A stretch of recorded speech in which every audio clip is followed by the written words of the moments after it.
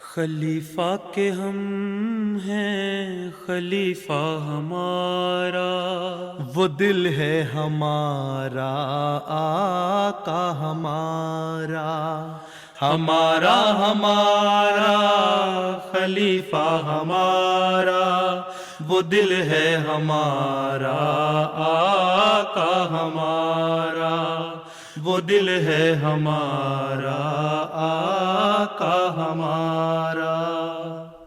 بسم اللہ الرحمن الرحیم. Assalamu alaikum wa rahmatullahi wa barakatuhu, and welcome back to This Week with Huzur.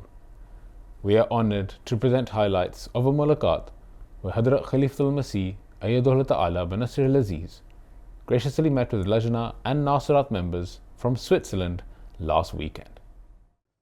On the 28th of June, Lajna and Nasirat from Switzerland were blessed to have a mulaqat with Hazrat Khalifatul Masih V, Ayyadullah Ta'ala bin Nasr al-Aziz.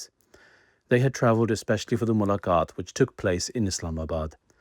During the mulaqat, they had the opportunity to ask questions on a range of religious and contemporary topics.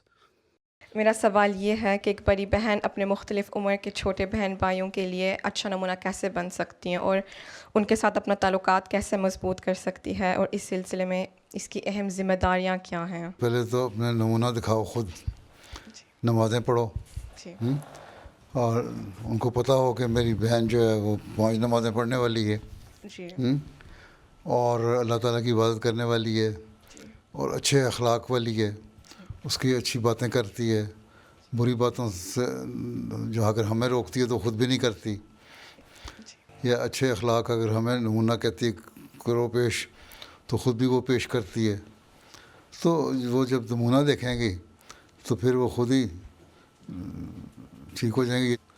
تو بس اپنا نمونہ ہے، ہلکی نصیحتیں آرام آرام سے کرو، ریجڈ نہیں ہونا چاہیے انسان کو، تو یہ کرو وہ کرو، زبردستی کرو گی تو پھر وہ چڑھ جائیں گی۔ ان کو بیٹھ کے تھوڑی دیر باتیں کرو، اور بیٹھ کے باتیں کریں، کوئی ایسے ٹاپک پہ باتیں کریں جو اچھے اخلاق والے ٹاپک ہوں، یا دنیا کے کنٹمپریری ایشوز بھی ہیں نا، اگر اس پہ بھی بات کر سکتے ہیں۔ ان کے پھر دیکھو ہر ایک کا انٹرسٹ کیا ہے، چھوٹے بہن بھائیوں کا، ٹھیک ہے، بٹھا کے ان سے باتیں کرو، ان کے انٹرسٹ کی باتیں سنو اور پھر ان کے جواب دو۔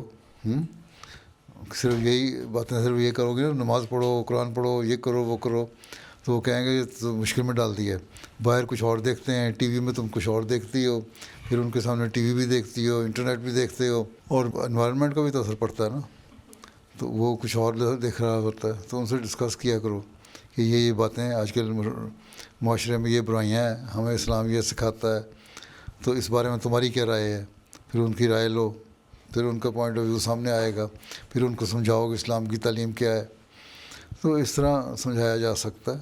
میرا سوال ہے کہ ہمیں آپ کے لیے کون سی دعا کرنی چاہیے؟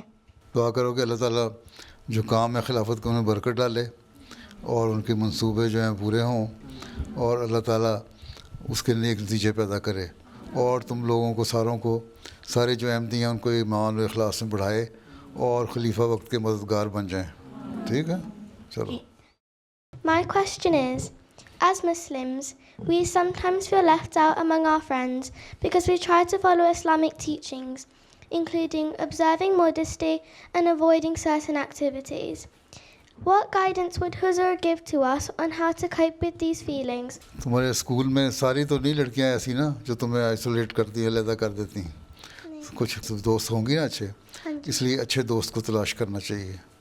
جو اچھی لڑکیاں تمہاری لجنا کے اندر، تمہارے گھر کے جہاں تم رہتی ہو اس کے گھر احمدی بچے کوئی نہیں ہیں، ان سے دوستی کراؤ، احمدی بچوں سے دوستی کرو۔ اجلاس میں ہفتے میٹنگ یا 2 ہفتے بعد میٹنگ ہوتی ہے ناصرات کی، وہاں جاؤ، وہاں ان سے اچھی باتیں کرو۔ اپنے اسکول کی جو اچھی لڑکیاں ہیں، اچھے کریکٹر کی لڑکیاں، ان سے دوستی کرو، دوست اچھے بنانے چاہیے۔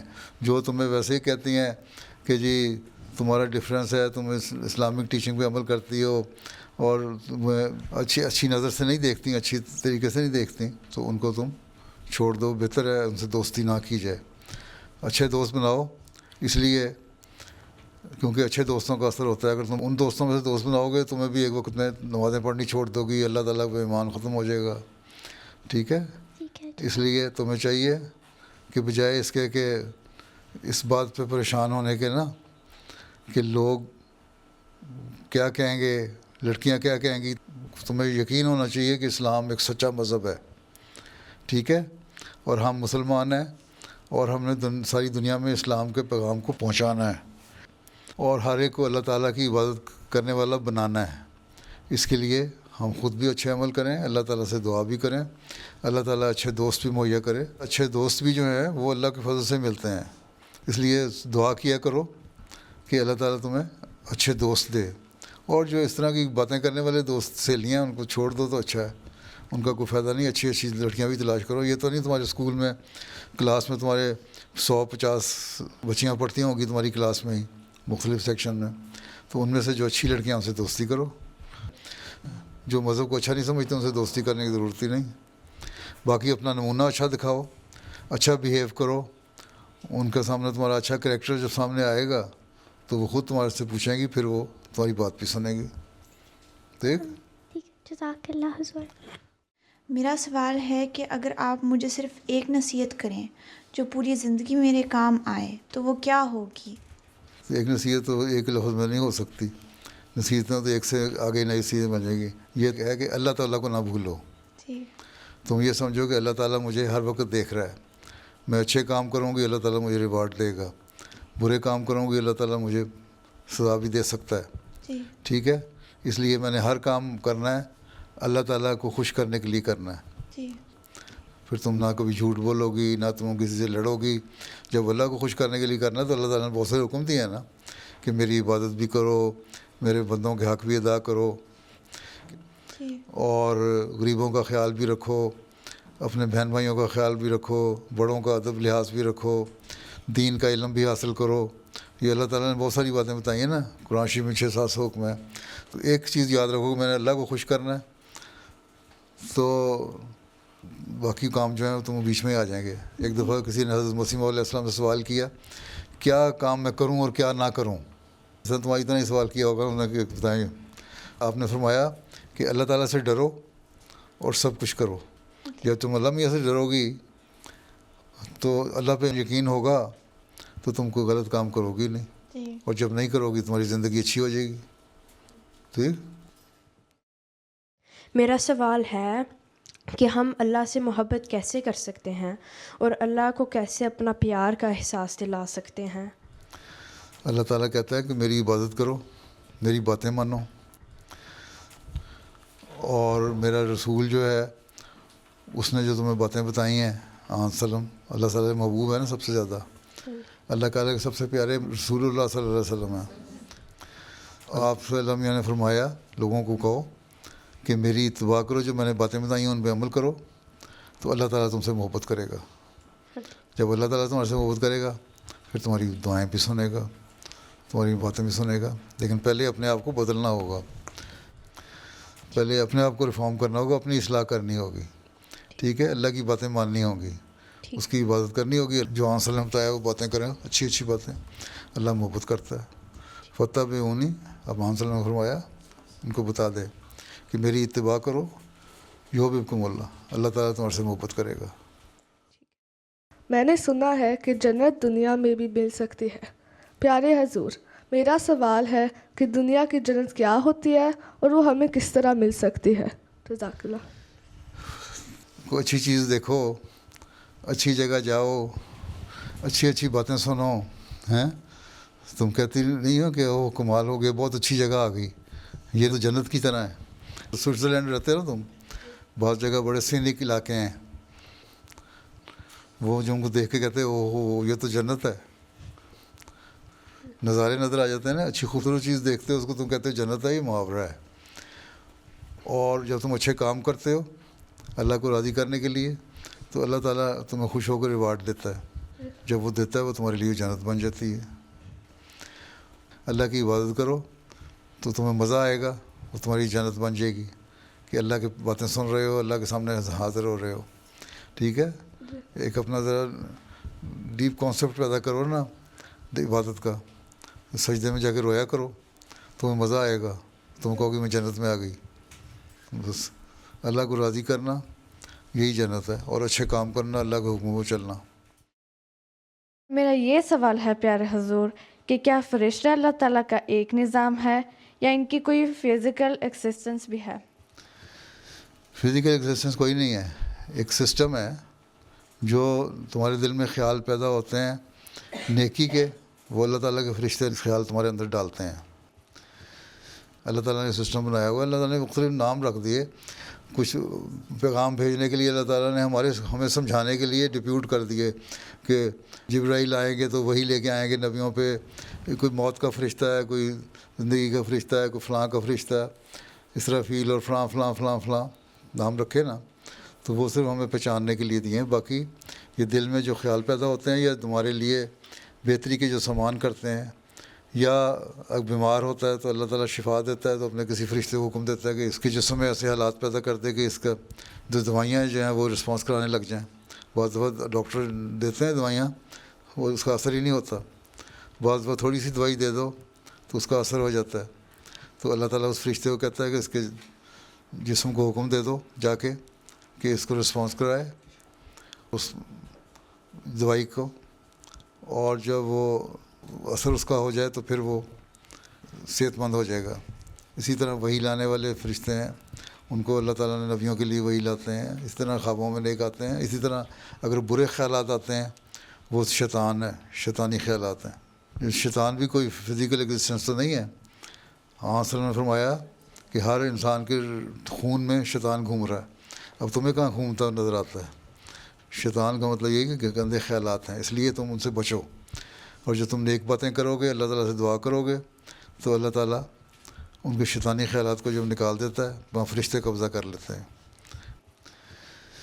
तो जो नेकी के ख्यालात तुम्हारे अंदर आते हैं, नेक बातें सोचती हो, वो फरिश्तों की तरफ से होते हैं, क्योंकि अल्लाह ताला उनके ज़रिए से तुम्हें पैगाम भेजता है और तुम्हारे दिमाग में आ जाती है बात। जो बुरे ख्यालात आते हैं वो शैतान की तरफ से होते हैं। हुजूर, मेरा सवाल ये है, मेरे स्कूल में कोई भी ऐसी लड़की नहीं जो स्कार्फ लेती हो। बाज़ दफ़ा इंसान कॉम्प्लेक्स का शिकार हो जाता है। प्यारे हुजूर, इस हालत में हमें क्या करना चाहिए? कॉम्प्लेक्स का शिकार क्यों होते हैं? मैंने पहले भी बताया था ना, तुम कहो कि हमने दुनिया को सारे पैगाम पहुँचाना है इस्लाम का, और इस्लाम की तालीम ये है कि हम स्ट्रॉन्ग होना चाहिए अपने ईमान में, इसलिए कॉम्प्लेक्स में आने की ज़रूरत ही कोई नहीं। अगर कोई बुली भी करता है ना तुम्हें, तो तुम उनको जवाब दे दिया करो कि हम तो ठीक हैं, तुम गलत हो। ठीक है, डरने की ज़रूरत नहीं। अहमदी मुसलमान को दुनिया को लीड करना है, दुनिया से डरना नहीं है, इसलिए परेशान होने की ज़रूरत नहीं है। और स्कूल में अगर तुम नहीं भी पहनती तो कोई नहीं, बाहर आके तुम पहन लिया करो। अगर स्कूल में यूनिफॉर्म है, टीचर तुम्हें कहता है, स्कूल का डिसिप्लिन कहता है। मैं पहनती हूँ स्कूल में। अच्छा, स्कूल में अगर तुम्हें मना हो तो ठीक है, उतारा भी जा सकता है, लेकिन अगर वो पहनती तो बड़ी अच्छी बात है। फिर तो तुम्हें मजबूत कैरेक्टर होना चाहिए। फिर दिखाओ ये मेरा कैरेक्टर है, मैं तुम्हें लोगों को खुश नहीं कर रही, मैं तो अपने अल्लाह मियाँ को खुश कर रही हूँ, जो कहता है कि अपना मॉडेस्ट लिबास होना चाहिए। तो मॉडेस्टी मेरा एक कैरेक्टर है। तुम कहती हो बुरी बात है, मैं कहती हूँ अच्छी बात है। कहो जी तुम लोग ईसाई यहाँ अब तो ईसाइयत को भूल रहे हो, तो ईसाई मरियम की तस्वीर दिखाते हैं, उन्होंने क्यों सर पे स्कार्फ ओढ़ा हुआ है? ठीक है, तुम क्या करो, तुम्हारी तो मेरी जो है वो तो खुद स्कार्फ पहन के फिरती है, तो मुझे ये कहती हो। कहते मैं तो उसकी नकल कर रही हूँ, तुम नहीं कर रही उसकी नकल। मेरा सवाल है, इज़्ज़त नफ्स और तकब्बुर के दरमियान हद कैसे मुकर्रर की जा सकती है, और मैं अपनी इज़्ज़त नफ्स और आजिज़ी में तवाज़ुन कायम रखते हुए महब्बत सबके लिए, नफ़रत किसी से नहीं के असूल की अमली तस्वीर कैसे बन सकती हूँ? तकब्बुर ये है कि तुम्हारे अंदर कोई खासियत है और तुम लोगों के सामने बोस्ट करो। जब बोस्टफुल हो जाती है तुम, वो तकब्बुर है, एरोगेंस है। तुम लोगों को बताओ कि मैं तुम्हारे से सुपीरियर हूँ, ये तकब्बुर है। लोगों से अपने आप को सुपीरियर समझना ये तकब्बुर है। छोटे आदमी से अपने बड़ा मुंह बना के बात करना ये तकब्बुर है। ठीक है, लेकिन अगर तुम्हें कोई गलत बात कहता है तो वहाँ तुम लड़ाई करने के बजाय, तुम्हारी इज़्ज़त नफ्स है, तुम वहाँ से उठ के आ जाओ। इसी अल्लाह ताला ने कुरान शरीफ फरमाया कि लाखों बातें सुनो तो वहाँ से एराज़ करके उठ जाओ। ये तुम्हारी इज़्ज़त नफ्स है कि तुम बुरी बातों से ही बचोगी और तुम्हारी इज़्ज़त भी कायम रहेगी। इज़्ज़त नफ्स ये है कि अपनी रिस्पेक्ट को कायम रखना। ठीक है, और एरोगेंस जो है वो बिल्कुल और चीज़ है, तकब्बुर। وہاں اپنے آپ کو بوسٹفل بنانا وہ ایروگینس ہے، اپنے آپ کو سپیریئر سمجھنا دوسروں سے. باقی عاجزی جو ہے انسان اپنے آپ کو سمجھے کہ جو کچھ مجھے ملا ہے اللہ تعالیٰ کے فضلوں سے ملا ہے، اور اللہ کے فضل میں مزید عاجزی دکھاؤں گی.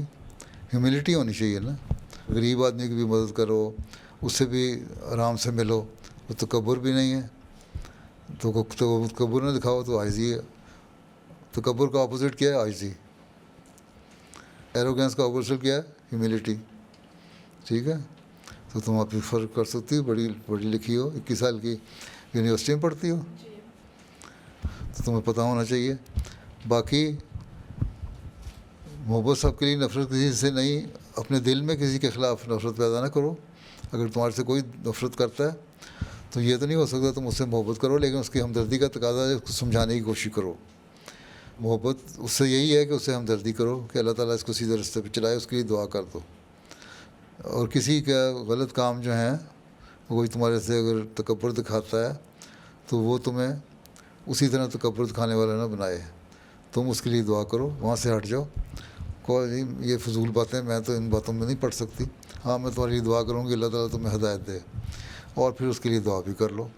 یہ محبت سب فرض کے لیے والی بات ہے. باقی یہ کہنا کہ دل میں تمہارے لیے محبت پیدا ہو جائے اسی طرح جس طرح تمہارے لیے اپنے ماں باپ کے لیے، پیارے لوگوں کے لیے محبت ہے، وہ محبت تو تم دشمن کے لیے پیدا نہیں کر سکتی اپنے اندر. دشمن کی محبت یہی ہے کہ اس کے لیے دعا کرو کہ اللہ تعالیٰ اس کو ہدایت دے. مسلمان نے لکھا ہے جو ہمدردی ہے وہی محبت ہے. میرا سوال ہے کہ شادی کے بعد ایک لڑکی اپنی زندگی کے سب سے بڑی تبدیلی کے دور سے گزرتی ہے. اگر وہ اپنی تعلیم، صلاحیتوں، دلچسپیوں اور زندگی کے مقاصد کو آگے بڑھانا چاہے تو اپنی بات کس حکمت سے کرے، اور ایسے صورتحال میں سسرال اور سب سے بڑھ کر خاوند کی کیا ذمہ داری ہے؟ جب شادی ہو جائے تو عورت کی سب سے بڑی ذمہ داری تو یہ ہے گھر کو سنبھالے. لڑکی کی بچے ہو جائیں تو بچوں کی تربیت کرے. اگر تعلیم حاصل کی ہوئی ہے تو وہ جو تعلیم جو ہے اس کا نیک اثر بچوں پہ بھی ڈالو. ایک ان پڑھ عورت جو ہے وہ اس طرح اچھی طرح تربیت نہیں کر سکتی بچوں کی جس طرح ایک نیک پڑھی لکھی عورت کر سکتی ہے. تو پہلی بات یہ ہے تمہارا اصل مقصد یہ ہونا چاہیے کہ میں نے گھر کو بھی حفاظت کرنی ہے اور بچوں کی تربیت کرنی ہے. یہی اسلام میں ڈویژن آف لیبر کا کانسیپٹ ہے کہ مردوں کا یہ کام ہے، عورتوں کا یہ کام ہے. گھروں کو سنبھالنا، گھروں کی نگرانی کرنا، بچوں کی تربیت کرنا. ہاں انسان ساتھ یہ بھی کہتا ہے کہ علم حاصل کرو تاکہ وہ علم تم آگے بچوں میں بھی پیدا کر سکو. اس لیے مسلم رضی اللہ عنہ نے بھی لکھا میں نے لجنہ بنائی تو اس لیے بنائی تاکہ عورتوں میں زیادہ سے زیادہ پڑھنے لکھنے کی عادت پیدا ہو اور اگلی نسل پڑھی لکھی پیدا ہو جائے. ماؤں کا یہ کام ہوتا ہے کہ کچھ پروفیشن میں چلی جاتی ہیں، بعض اچھے پروفیشن ہیں، ٹیچر ہیں، ڈاکٹر ہیں، وہ بھی تربیت کے لیے کر رہی ہوتی ہیں یا انسانیت کی خدمت کے لیے کر رہی ہوتی ہیں. باقی عام صرف پیسہ کمانے کے لیے کام کرنا تو کوئی بات نہیں، سوائے اس کے کہ خاوند اکٹھو ہو تو وہ تو خاوند تو کہوں گا تمہاری ذمہ داری ہے گھر چلاؤ. میرا کام یہ ہے کہ میں اپنے گھر کا انتظام صحیح رکھوں. کنٹینٹمنٹ ہونی چاہیے، قناعت ہونی چاہیے. اور اگر خاوند کما بھی رہا ہے پوری طرح اور کوشش کر رہا ہے، محنت کر رہا ہے، پھر یہ ہر وقت اس سے لڑتے رہنا بھی نہیں چاہیے. لڑکے نہیں تم پیسے لاؤ، میں نے خرچہ کرو، پورے جو آتا ہے اس پہ گزارا کرو. اصل چیز یہ ہے بچوں کی تربیت. نیک نسل پیدا کرو تو وہ آگے قوم کے بھی کام آئیں گے، انسانیت کے بھی کام آئیں گے بچے، اور پڑھے لکھے بچے ہوں گے، ان کے اخلاق بھی اچھے ہوں گے، اور ماحول جو ہے وہ پرامن بھی ہوگا، پڑھا لکھا بھی ہوگا. تو اس لیے آن صلی اللہ نے فرمایا نا کہ اچھی عورت جو اپنے بچوں کی اچھی تربیت کرتی ہے، پڑھی لکھی، اس کے پاؤں کے نیچے جنت ہے. جنت یوں ہی مل جاتی ہے. تم تو ایک سورس آف جنت بن رہی ہو عورتیں، کہ تمہارے سے گزر کے جنت میں جاتا ہے بندہ عورتوں کے ذریعے سے. ٹھیک ہے جی الحمدللہ. تو مردوں کے ذریعے سے نہیں جاتا. مردوں کو نہیں کہا تم جنت میں جانے والے ہو، عورتوں کو فرمایا. اس لیے حدیث یہ بھی ہے کسی شخص کے 3 بیٹیاں پیدا ہوں اور وہ ان کی اچھی تربیت کرے اور وہ پڑھی لکھی ہوں اور آگے نسلوں کو سنبھالنے والی ہوں تو وہ اس نے اپنے لیے بھی جنت بنا لی. یعنی پھر لڑکیاں کے ذریعے سے ہی جنت اس ماں باپ کو مل رہی ہے. تو تم تو ہر وقت سورس آف جنت بن رہی ہو, تمہیں کیا فکر ہے؟ صرف اپنی خیال رکھو کہ ہم نے کس طرح اپنے کام پورے کرنے ہیں. قناعت ہونی چاہیے. قناعت کو پتہ نہیں کیا ہوتی ہے؟ کنٹینٹمنٹ ہونی چاہیے تاکہ انسان راضی رہے اس پہ اور جو اس کے مقصد ہے وہ پورا کرے. غلط ڈیمانڈز بھی نہیں ہونی چاہیے خامد سے, اور خامد کا بھی کام ہے کہ جو بیوی کی ریکوائرمنٹ اور ڈیمانڈز ہیں ان کو بھی پورا کرے, اور سسرال والوں کا بھی کام ہے کہ جو بہو بیاہ کے لاتے ہیں اس سے نیک سلوک کریں. حضرت مسیح صاحب نے بھی اس کو اس بارے میں یہی فرمایا کہ خامد کو سسرال والوں کو دیکھنا چاہیے وہ کسی کی بیٹی کو بیاہ کے جب گھر میں لاتے ہیں تو اس کے جذبات کا بھی خیال رکھیں. وہ اپنے گھر کو چھوڑ کے آتی ہے تو اس کو تم یوں ہی سمجھ لو کہ پاؤں کی جوتی ہے, آج نہیں تو کل بدل دوں گا, کس کو طلاق دے دوں, کسی اور سے شادی کر لوں. وہ غلط طریقہ ہے. اور وہ جو یہ لوگ کرتے ہیں گناہ کرتے ہیں. پھر یہ بعض اسلام پہ بھی اعتراض ہو جاتا ہے کہ جی اسلام میں 4 شادیوں کی اجازت ہوگی. وہ بھی مجبوری کی صورت میں ہے اور اس کی بڑی کنڈیشنز ہیں. بلکہ حضرت مسلم نے لکھا ہے کہ اگر عورت کو شک ہو نا کہ لڑکا کہیں شادی نہ کر لے دوبارہ, تو عورت شادی سے پہلے اسے بانڈ لکھوا سکتی ہے لڑکی کہ تم شادی نہیں کرو گے, اور وہ پابند ہے کہ شادی نہیں کرے گا پھر دوسری, چاہے اس کی ضرورت ہو. یہ بھی اسلام کہتا ہے. تو اسلام نے تو بہت سارے حقوق دیے ہیں عورتوں کو, اور مردوں کو کہا ہے ان کی ذمہ داریاں ادا کرو. اس لیے فکر نہ کرو تم. میرا سوال یہ ہے کہ اسلام میں شادی اور خاندان بنانے کو بہت اہمیت دی گئی ہے, تاہم ایسی کوئی واضح بنیاد نظر نہیں آتی جس میں شادی نہ کرنے کو صریحاً گناہ قرار دیا گیا ہو یا اس پر کسی سزا کا ذکر ہو. کیا اس بنا پر یہ خیال درست ہے کہ اگر کوئی شخص اپنی مرضی سے شادی نہ کرنے کا فیصلہ کرے تو اسلامی تعلیمات کے اعتبار سے وہ گناہ گار نہیں ہوگا؟ کہیں نہیں لکھا ہوا گناہ گار ہوگا. آنسر نے فرمایا کہ تم لوگ میرے سے اگر تعلق ہے تو میری سنت پہ عمل کرو. میں نے شادیاں بھی کیں, میرے بچے بھی ہوئے, میری سنت پہ عمل کرو تو تمہیں فائدہ ہے.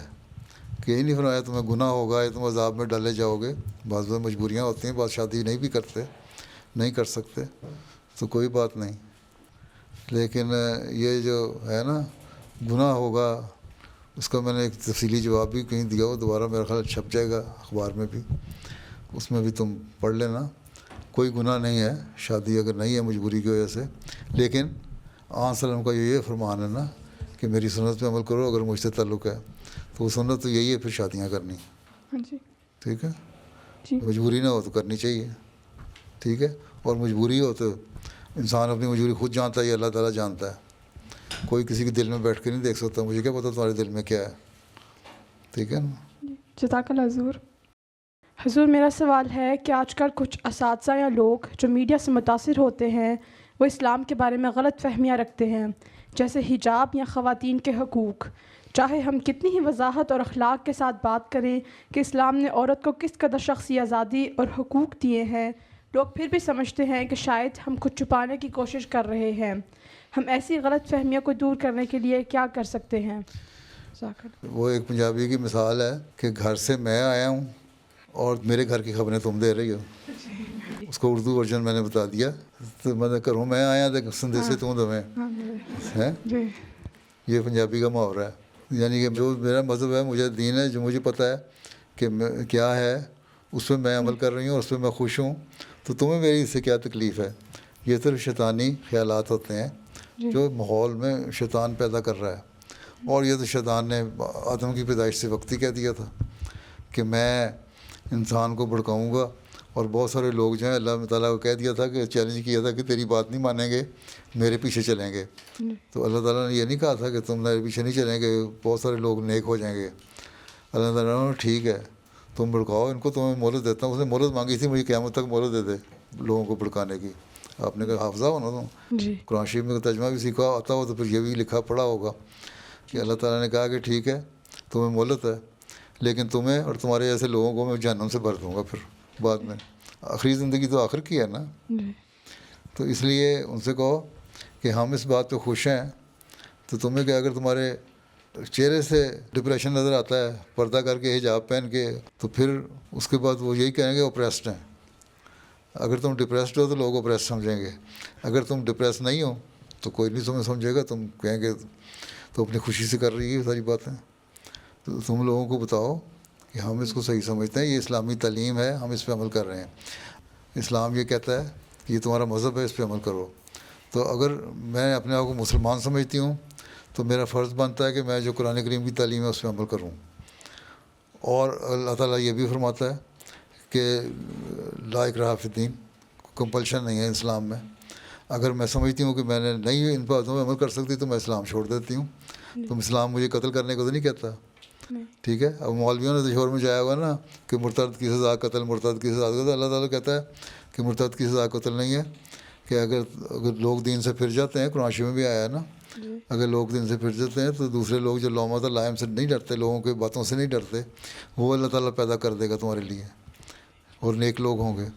تو اسے کہو اس میں کوئی سختی نہیں ہے. اسلام کہتا ہے کہ اگر تمہیں یہ ماننا ہے, کسی بھی کلب میں تم جوائن کرو تو اس کلب کے بھی رولز اینڈ ریگولیشن ہوتے ہیں, ان کو فالو کرو گی تو ممبرشپ ملے گی, نہیں کرو گی تو نہیں ملے گی. تو اسلام بھی یہ کہتا ہے یہ میرا کوڈ آف ایتھکس اور کوڈ آف ڈائریکشن ہے, اور اس کو اگر تم عمل نہیں کر رہے تو پھر ٹھیک ہے, تم یا تو علیحدہ ہو جاؤ یا پھر منافقت نہیں ہونی چاہیے, ٹھیک ہے. اس طرح لوگوں کو سمجھاؤ تو لوگ سمجھ جاتے ہیں, ٹھیک ہے. چلو السلام علیکم. Those were highlights from a mulaqat that took place last weekend. We now end with our final segment, the Friday Sermon Summary. In today's Friday sermon, Hazur, may Allah be his helper, spoke regarding the kindness and generosity of the promised Messiah, alayhi salam. Hazur, may Allah be his helper, related an incident which illustrated how the promised Messiah, alayhi salam, treated the poor and hungry. ایک دفعہ حضرت مسیح علیہ السلام کے گھر میں کسی غریب عورت نے کچھ چاول چرا لیے. لوگوں نے اسے دیکھ لیا اور شور پڑ گیا. حضرت مسیح علیہ السلام اس وقت اپنے کمرے میں کام کر رہے تھے.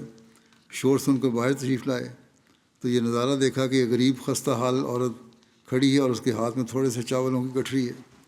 حضرت مسیح موعود کو واقعہ کا علم ہوا اور اس غریب عورت کا حلیہ دیکھا تو آپ کا دل پسیج کیا. فرمایا یہ بھوکی اور کنگال معلوم ہوتی ہے, اسے کچھ چاول دے کر رخصت کر دو, اور بھی دے دو, اور خدا کی ستاری کا شیوا اختیار کرو. حضرت مرزا بشیر احمد صاحب یہ واقعہ بیان کر کے لکھتے ہیں کہ اس واقعہ پر کوئی جلد باز شخص کہہ سکتا ہے کہ یہ بات چوری پر دلیری پیدا کرنے والی ہے, کہ ایک چور ہے اس کو آپ دلیر بنا رہے ہیں. مگر دانا لوگ سمجھتے ہیں, عقل مند سمجھتا ہے کہ جب مال خود حضرت مسیح موعود کا اپنا تھا اور لینے والی عورت ایک بھوکوں مرتی کنگال عورت تھی, تو یہ چوری پر اعانت نہیں بلکہ حقیقتاً اطعام مسکین میں داخل ہے. حدیثوں سے ثابت ہے کہ حضرت صلی اللہ علیہ وسلم نے بھی ایسے حالات میں جب کہ چوری کرنے والا بہت غریب ہو اور انتہائی بھوک کی حالت میں کوئی کھانے کی چیز اٹھا لے تو اسے سارق نہیں گردانا بلکہ چشم پوشی سے کام لیا. یہ ہیں اپنے آقا کی کامل اتباع کے نمونے. اللہم صلی علی محمد و علی عبدک المسیح الموعود وبارک وسلم.